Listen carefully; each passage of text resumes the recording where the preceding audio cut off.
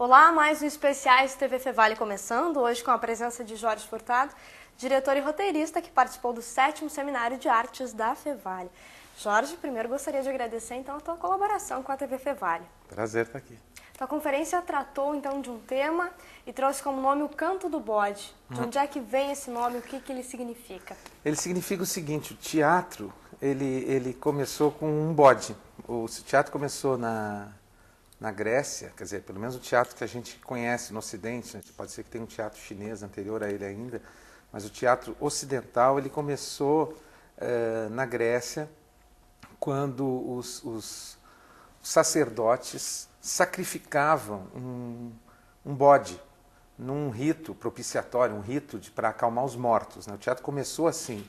Havia em Atenas um festival que era para acalmar os fantasmas que ficavam assombrando a cidade, e para acalmar os fantasmas eles faziam um sacrifício, e faziam um sacrifício de um bode.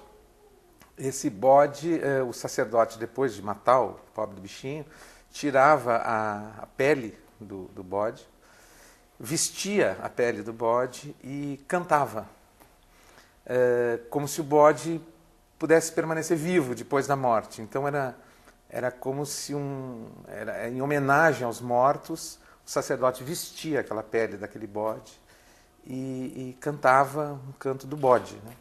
O canto do bode, em grego, é tragoédia, tragédia. Então foram as primeiras tragédias, assim que começou a tragédia, né? Como o medo primitivo do homem, que é o medo da morte, ele era muito presente nas primeiras representações, né? Para acalmar os mortos, para louvar os mortos. E esse canto foi ficando cada vez mais sofisticado e virou a tragédia que a gente conhece depois, que chegou no seu apogeu com Ésquilo, Sófocles e Eurípides, né, que são os grandes trágicos gregos. Por um lado, então, a tragédia é assim, começa com a morte de um bode. Mas, ao mesmo tempo, tem uma outra festa, que são as festas em homenagem ao deus Dionísio, né? Dionísio era o deus do vinho, então o pessoal tomava uns vinhos, se animava muitíssimo, fazia grandes festas e dançava, e ria e tal. Então assim começou a comédia, né? Então são dois inícios, da tragédia e da comédia, os dois dentro da religião, né? O teatro ele nasceu dentro da religião, é, né? Uma forma de religião também. Depois ele foi esquecido por quase 1000 anos, né, com o cristianismo. O cristianismo ele era uma forma de religião que já era um teatro, né, já tinha um personagem imbatível, né, que era o personagem de Cristo, que é um personagem incrível, porque ele, ao mesmo tempo, pai, filho, torturador e torturado, é um personagem genial, né? E, enfim, então durante 1000 anos quase o teatro foi não esquecido, mas relegado a um segundo plano, né? Sempre sobreviveram pequenas formas de expressão teatral. Na Idade Média, mais uma vez dentro da religião, o teatro recomeça. Ele recomeça nas igrejas, primeiro com representações da Paixão de Cristo, nos altares laterais, né? O pessoal começou a perder um pouco de público na reforma, né, as novas religiões que eram mais animadas, tal, que a missa era em latim, era um pouco chata, e aí eles começaram a fazer pequenos quadros vivos, né? O primeiro quadro era o que se tem notícia do ano de 1200 e pouco, é uma ressurreição de Cristo, onde as mulheres chegavam no sepulcro aberto e os anjos respondiam: "Quem procuras?", né? E elas diziam: "O corpo de Cristo", e eles respondiam: "Ele subiu aos céus", e tal. Então era uma pequena dramaturgia já. Isso começou a ficar cada vez mais animado, né, com mais personagens, e a vida dos santos, sempre nos altares laterais da igreja, né? Até que o negócio ficou tão animado, quando Madalena entrou, o negócio começou a ficar um pouco pesado demais para o ambiente. E eles: "Não, vamos para a praça, né, vamos lá para frente", né?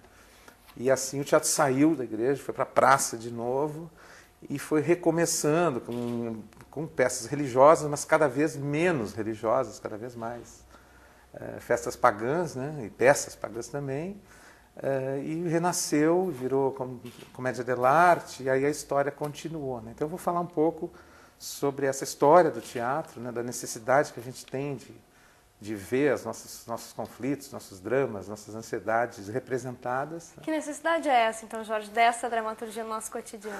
A gente precisa de histórias, o ser humano ele precisa ouvir histórias, né? A gente tem ao contrário de todos os outros animais, a gente tem essa necessidade cerebral, assim, é uma coisa que diferencia a raça humana de todas as outras, é a nossa capacidade de pensar no ponto de vista do outro, né? A gente, tu imagina assim, ó, eu não estou sentindo isso, mas eu vejo aquela pessoa e eu sei, imagino que ela esteja sentindo isso, né? Essa capacidade que o cérebro humano adquire aos 4 anos e meio, assim. E a história, então, quando a criança ouve, era uma vez uma menina chamada Chapeuzinho, a mamãe disse, ela imediatamente se interessa por aquilo e se põe no papel do personagem e assim exercita as suas emoções, né, os seus sentimentos de uma forma segura, que a história, a dramaturgia é uma forma segura de a gente explorar essas sensações, né, porque o lobo mau não vai comer a gente, vai comer o Chapeuzinho, né, mas ao mesmo tempo a gente sofre e fica feliz quando os caçadores chegam. Então essa necessidade que a gente tem, ela é suprida pelas histórias, né, pela dramaturgia, pelas histórias que sempre existiram, né, desde que o homem é homem, conta histórias, né? Nos desenhos das cavernas, já era alguém contando lá, peguei 3 bisões hoje, então pintando aquilo. Então a gente tem essa necessidade, é uma espécie de aeróbica para a alma, assim, que a gente precisa dela, né? A gente não pode viver sem isso. E essa necessidade é suprida por várias formas, né? A literatura, o teatro, o cinema, enfim, são maneiras da gente exercitar a nossa alma.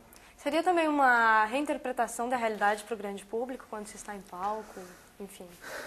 Eu acho que sempre que a gente está assistindo uma peça, um filme, a gente tem uma coisa que o Humberto Eco chama de a suspensão da descrença, né?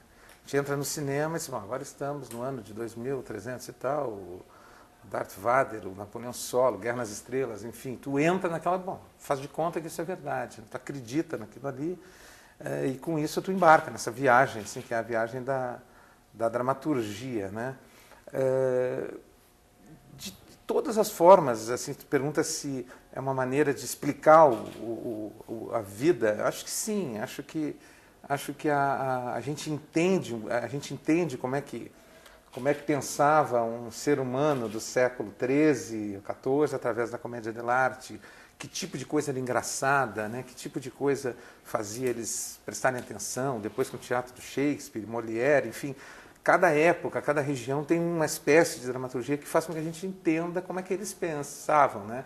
E certamente, quem quiser estudar o século XXI vai querer saber, vai saber de nós através dos nossos programas de TV, do nosso cinema, do teatro que a gente faz. Então é a maneira como a gente registra a nossa impressão de mundo, é sempre através dessas formas de expressão cultural, né? Que a cultura ela permanece.